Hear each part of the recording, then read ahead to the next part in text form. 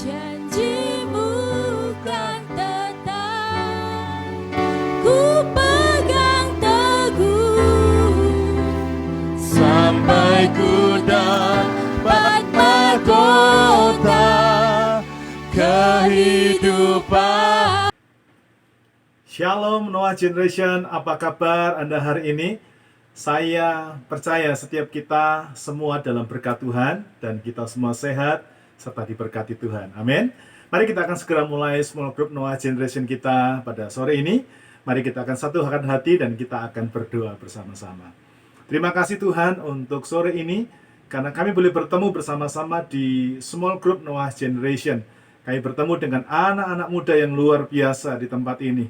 Dan kami percaya kesempatan ini adalah kesempatan engkau menyampaikan isi hatimu dan engkau akan mempersiapkan anak-anak muda ini untuk ke depan. Mereka punya masa depan yang luar biasa. Sebab itu Tuhan, kami ingin berkata kepada engkau pada sore hari ini, berbicaralah kepada setiap kami, supaya kami anak-anak muda ini, kami menjadi anak-anak muda membuat pilihan yang tepat di hadapan Tuhan.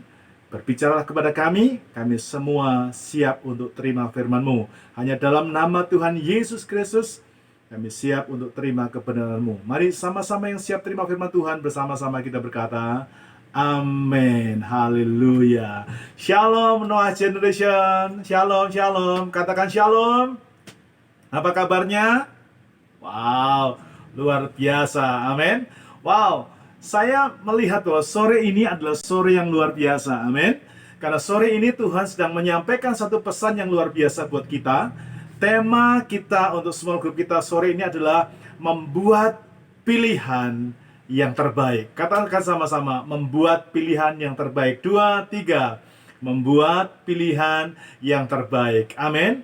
Mari kita akan membaca super ayat small group kita yang terambil dari 2 Timotius pasal yang kedua, ayat yang ke-20 sampai dengan ayat yang ke-21 ya. 2 Timotius pasal yang kedua, ayat yang ke-20 sampai dengan ayat yang ke-21. Mari kita akan membaca bersama-sama firman Tuhan ini dengan suara yang keras. Oke? 2, 3.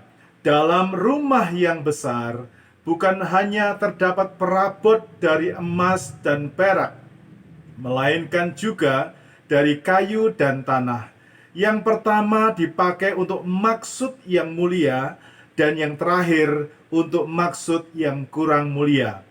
Jika seorang menyucikan dirinya dari hal-hal yang jahat, ia akan menjadi perabot rumah untuk maksud yang mulia. Ia dikuduskan, dipandang layak untuk dipakai tuannya, dan disediakan untuk setiap pekerjaan yang mulia. Amin. Haleluya. Saudara yang dikasih Tuhan, kerajaan Allah itu diumpamakan seperti rumah yang besar. Katakan sama-sama, kerajaan Allah itu seperti rumah yang besar. 2, 3. Kerajaan Allah seperti rumah yang besar. Amin. Dan bukan hanya rumah yang besar.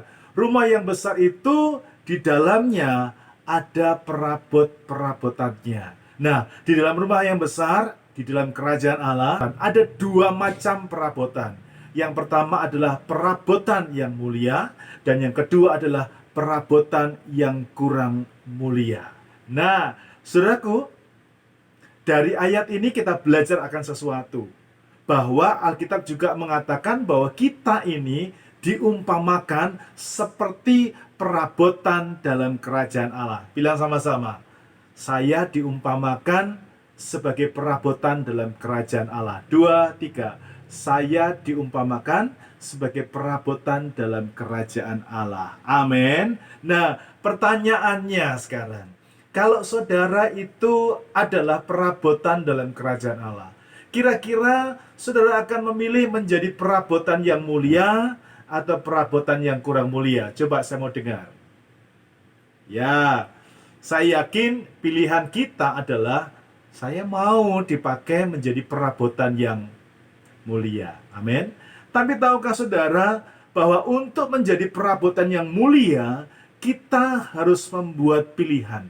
Makanya tema kita hari ini adalah membuat pilihan yang terbaik. Ya. Mengapa saudara?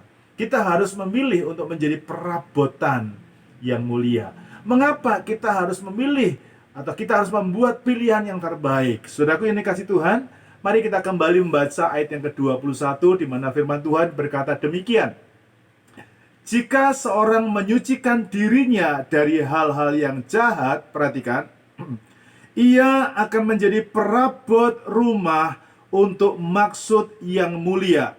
Berikutnya, ia dikuduskan, dipandang layak untuk dipakai tuannya, dan disediakan untuk setiap pekerjaan yang mulia. Saudara, menarik sekali bahwa mengapa kita harus memilih menjadi perabotan yang mulia. Karena hanya perabotan yang mulia yang dikatakan oleh firman Tuhan, dia akan dikuduskan. Arti dikuduskan itu, saudara dipisahkan, Anda dibedakan.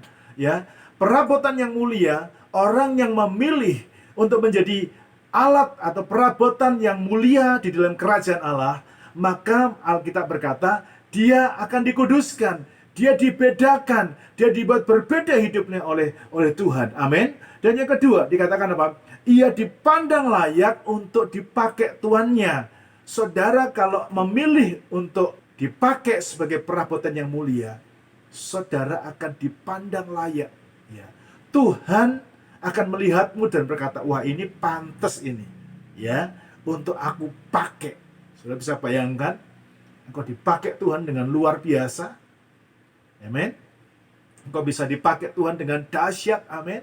Engkau bisa dipercaya Tuhan untuk melakukan hal-hal ajaib. Amin. Itu ketika engkau membuat pilihan terbaik untuk dipakai menjadi perabot yang mulia. Dan yang ketiga dikatakan, ia disediakan pekerjaan mulia. Anak-anak muda di dunia sana, mereka kebingungan bagaimana mendapat pekerjaan. Ya. Tapi orang yang memilih dan membuat pilihan terbaik untuk dipakai sebagai perabot yang mulia, Tuhan yang menyediakan pekerjaan yang mulia bagi dia. Amin.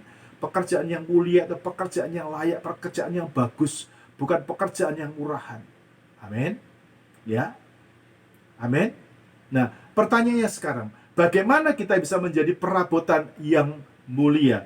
Alkitab berkata, ayat yang ke-22 dan 23 kita akan baca sama-sama. Dikatakan demikian, sebab itu jauhilah nafsu orang muda, kejarlah keadilan, kesetiaan, kasih, dan damai bersama-sama dengan mereka yang berseru kepada Tuhan dengan hati yang murni. Berikutnya, hindarilah soal-soal yang dicari-cari, yang bodoh dan tidak layak. Engkau tahu bahwa soal-soal itu menimbulkan pertengkaran. Saudaraku, ada 3 hal yang perlu kita lakukan supaya kita bisa dipakai menjadi perabotan yang mulia. Yang pertama, jauhi nafsu orang muda. Anak muda itu seringkali gampang marah. Anak muda itu terjebak dengan emosinya, pengen ini, pengen itu, semuanya. Dan karena keinginan banyak, maka mereka berbuat dosa. Anak-anak muda juga seringkali terjebak dengan dosa. Ya, dosa perjapulan, dosa-dosa dunia ini, ya, pornografi dan lain sebagainya. Tapi Alkitab berkata, mari sama-sama jauhi nafsu orang muda. Amin. Supaya engkau dipakai perabotan yang mulia. Yang kedua, kejarlah kebenaran. Di sini Anda bisa baca kembali, ada kesetiaan, keadilan, itu namanya hidup benar. Belajarlah hidup benar supaya engkau dipakai Tuhan sebagai alat yang mulia. Amin. Dan yang terakhir, perhatikan ini. Hindari soal-soal yang dicari-cari. Jangan suka cari-cari masalah. Amin. Kalau ada masalah, diselesaikan. Tapi nggak usah cari-cari. Ya, hal kecil saja diperdebatkan. Amin. Sederhana sekali pelajaran hari ini. Ya, hindari soal-soal yang dicari-cari. Selesaikan persoalan. Dan saya percaya, kalau sudah lakukan 3 hal ini, jauhi nafsu orang muda, kejar kebenaran, hindari soal-soal yang dicari-cari, maka engkau akan dipakai jadi perabotan yang mulia. Tuhan berkati saudara. Mari kita akan berdoa. Tuhan berkati semua kami sudah belajar dari firman Tuhan ini. Kami percaya setiap anak muda hari ini terima sesuatu yang dahsyat. Mereka akan jadi perabotan yang mulia. Tuhan, kiranya sore ini mereka boleh membuat keputusan dalam hidupnya. Dan itu adalah keputusan yang penting yang mengubah hidup mereka. Dalam nama Yesus, hamba berdoa. Haleluya. Amin. Nah, sharingkan berkat Anda apa setelah dapat firman Tuhan ini. Yang kedua, apa keputusanmu ketika engkau tahu ternyata anak muda harus membuat pilihan yang terbaik. Kalau tidak, Anda akan menyesal. Ya, jadi apa keputusanmu setelah dengar firman Tuhan ini? Sampai jumpa. Tuhan berkati. Shalom.